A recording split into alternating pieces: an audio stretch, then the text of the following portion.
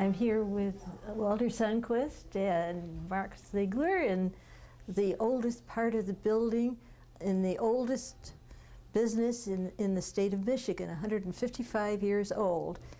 And this building was built, this part of the building was built after they had the fire. Correct. Yeah, and they built the funeral home, the Heeney Sundquist Funeral Home, was started by Sergius P. Lyon, the stove maker, mechanic, and home builder. They was manufacturing self-regulating stoves before he started to do coffins, and he went from coffins to a funeral business. The first one in Michigan. Was that the first one in Michigan? This is the first funeral service building in Michigan. He did that from his... He did. You know, he did. From his carpentry business. Fantastic. This is the original entrance to the building. This was an addition that was added in 1990.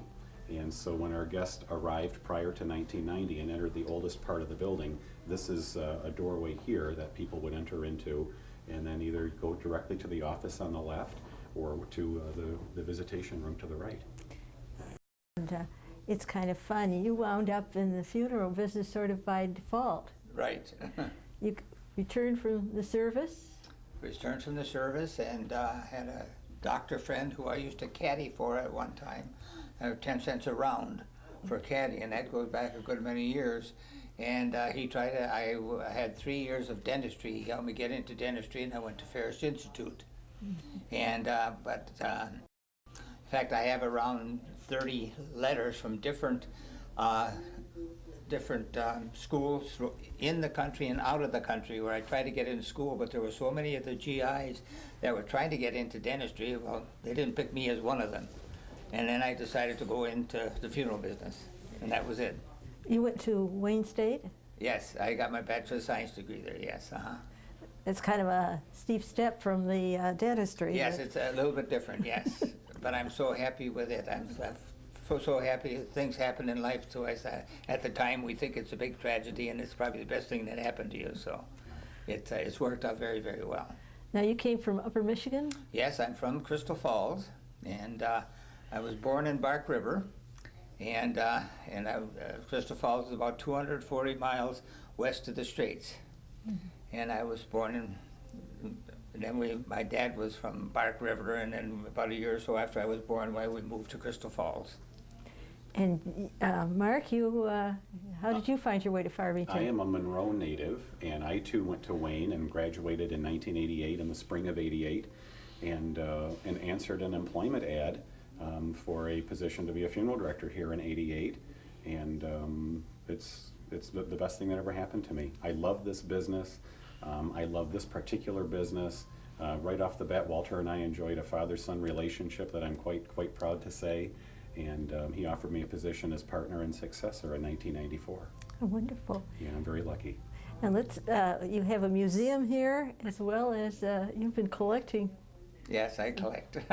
We'll have to show people the beautiful things that you have. Yes. And now, let's see, we'll wander on into the other part. Now, is this part of the original building? That's part of the original, and that room was divided at one time. You know, we can step in here and show you more or less the...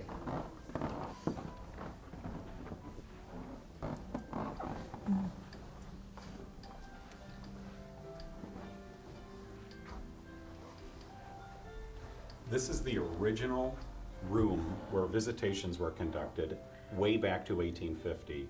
It's small to medium in size now, and it's hard to believe that this would ever accommodate one large family, let alone three. In fact, didn't you have 3 visitations in here when you first came here? Right. I mean, you accommodated 3 families in this room, and now funerals are so well attended and the community has become so large that this often does not accommodate one. These beams probably are the divisions of the rooms. Correct. You opened them up. Correct. In fact, the story goes, this is the first air-conditioned building in town.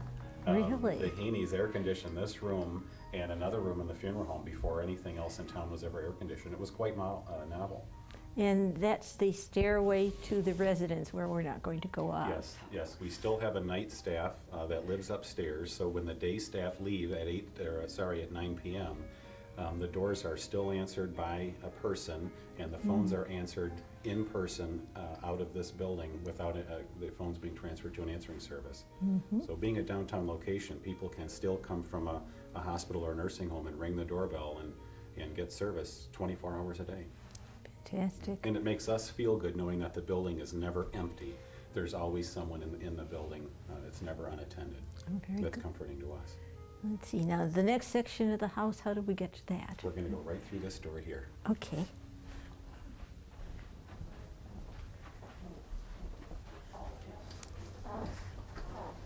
This is still the old section of the house. And you have this charming little entrance hall here.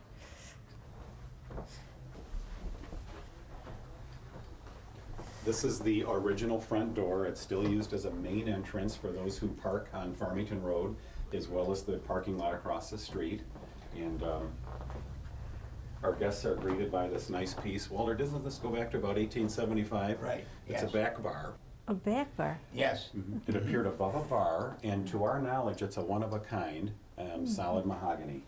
And it's carved. It My, is. the carving is fantastic on there. It is. We have to be careful that the wood doesn't dry out, so we keep it well oiled.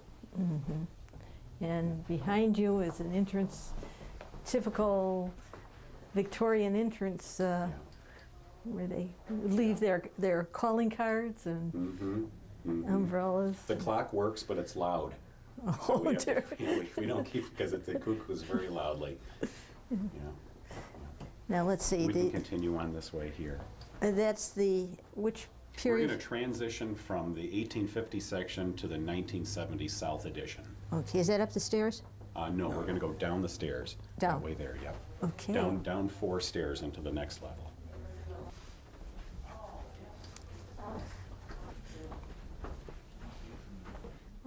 Well, here we have one of Walter's collections. This is a lamp that was invented both at France and Benjamin Franklin is said to have invented one too, sort of simultaneous inventions. And it was the first time you could keep a steady light because the little oil reservoir and the little valve here, this would let in just enough air so that you could keep a steady light as the oil came in. This one, do you think it was whale oil or I have no idea. whale You'll see a oil or number of them coal oil? throughout the building. I'm not sure. But it really is a beautiful collection of lamps Thank you. and things. Now let's see, we're headed to the Main chapel. main chapel, which was, you This said, is where we can accommodate the largest crowd. We can seat a ceremony of about 275 guests between this room and the adjacent fireside room. It's set up very informally now, more of a living room style. We really like our guests to feel very comfortable and at home. And if they entered a room where there was rows of chairs, a theater setting, I think that that's more formal. And while that's practical for the morning of a ceremony, we like people to have more of an informal setting just to have an open house visitation. yes, it's, is this the last edition? Or, No, this is a 1970 edition that included this large room, the lower level below it, and the casket selection room and urn gallery upstairs.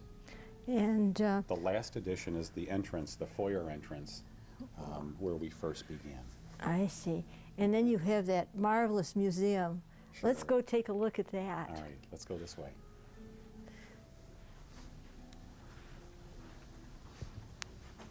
We're in the old section of the house, and it's set up like a kitchen, with a kitchen table, a refrigerator, ice. That one had ice. Icebox. Ice box. There's a stove behind us. Yes. Wood burning. I'm glad we don't have to cook on those anymore.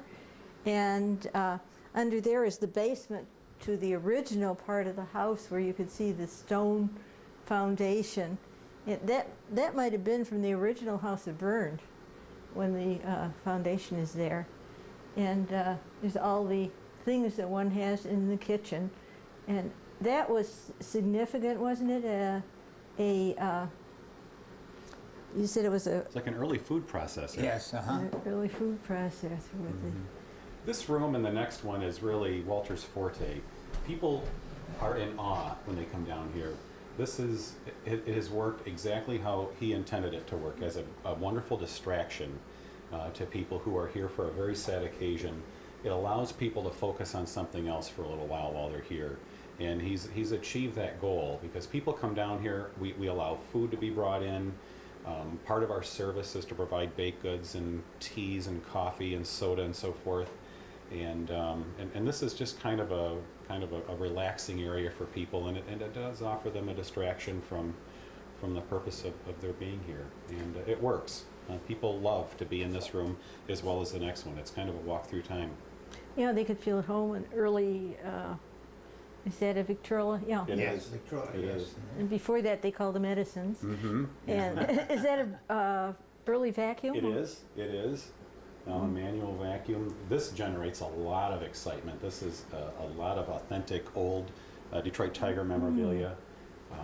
There's a lot in this room to see. It would take you a while to see everything that he's put together in this room. And you got another oil lamp. Mm-hmm. Let's go on to the next section. All right, let's go this way. We're in the basement of the 1970s portion, and there is the original sign for the Heeney Funeral Home. And there is just a multitude of things to look at here, from a baby buggy to shoes to, what are those, farm implements? Mm-hmm. What are they? Yes, different farm implements. And then the mining caps, where they had the, right there's 5 or 6 of those. There was when they did the iron mining in the Upper Peninsula. You said one of them was your father's? Yes, uh-huh. Which one is that? The one on far right. That was your father's on Yes, yes. Oh, you even have a birdcage. Yes. Just all of the significant things. That's the sign that hung out front from 1917 until 1964. It's cast bronze, and there's a great deal of history there, as well as all through this room.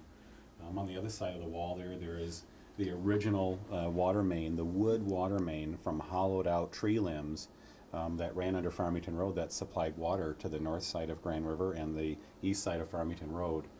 An old manual washer. There's so much to see in here. He's really done a nice job of putting together a history of Farmington in this room as well as the next. And collectibles. Mm-hmm. And then you have that whole gallery upstairs showing the 3 different rooms. Oh, sure. And some of the other things. And the view of Grand River, as it changed from the horse-drawn, And the dirt road, sure. to the, Sure. the early automobiles were on dirt road. Okay, let's move into the next room. Okay. Now let's see, we're standing in front of some pictures of Farmington in its early days that they have transposed. And then of course you have your light here, which is, would that have been an oil lamp? That I'm not sure of. I couldn't give you a good answer on it, tell the truth about it. And you have It's it, quite old. is that, There are more oil lamps over here. There's so much of old Farmington. There's a Farmington High basketball team and many of the old businesses, the Masonic Temple. Here's the Civic Theater that the Hollers owned. Views of Grand River and Farmington Road, this side of 1850. And we'd like to mention that this is available for anyone to come in and see without an appointment. People often will just stop in and ask if they can wander through the building. And unless they come at a time where there's a ceremony in progress, they're certainly welcome to look at anything in the building. In fact, we encourage it because we're proud of this place. very much so, you got your own little museum here Sure, with all the lovely things. sure. It's a privilege. Well, we can wander back up. We cannot possibly cover everything. It would take us a couple hours. But this has been really enlightening. Here you have a picture of Mr. and Mrs. Heeney, who, I bought the funeral home from, yes. you know, now, They had the funeral home from 1922 until he died suddenly outside on the front yard in 1961. And then for 3 years, Mrs. Heeney, who was licensed, ran the operation with the assistance of her daughter and son-in-law. until she sold the company and the property to Walter in May of 1964. And why did she select you? I always tell the story, which I'm not bragging about, the fact there were over 20 funeral homes that tried to buy the funeral home. But she liked me the best, and she sold it to me for less money than she could have got from another funeral home. And that's how I got it. She knew that he would, continue the high standard of service, and she knew that she could be proud of him Yeah. and handing it on to him. And you've been doing all these wonderful things, including the market and all the other things for the community, which Well, is... I did that for what they did for me. Mm-hmm. To bring their loved ones here and for me to take care of them their last days that they had together, to have that's judgment for me, and that they're willing to come here and that I could take care of them. That's what It was like a thank you to the community, I wasn't it? thank you to the community. It's for what they did for me. And you've been involved in the downtown development? I have. I just started my fourth four-year term, and it's a privilege to be on that board and have a small say-so in the direction of the community. I appreciate that.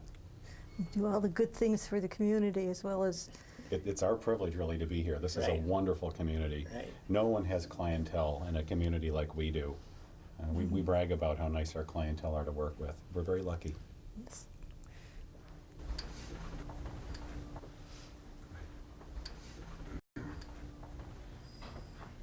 And we're in the last section that you added to the Funeral home, home, yes. yes, the front entrance.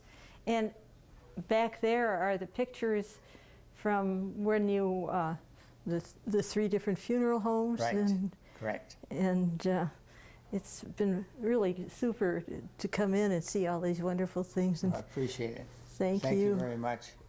And Thanks thank for your you. kindness. You've been delightful, Ruth. It's That's been right. fun, a lot of fun. You know more about these antiques than I do. Well, I wrote a column briefly. Oh, is that right? You did Yeah. a beautiful job. Yeah, thank you. Beautiful job. Thank you. It's been a privilege having you in. Thank you. Sure, sure.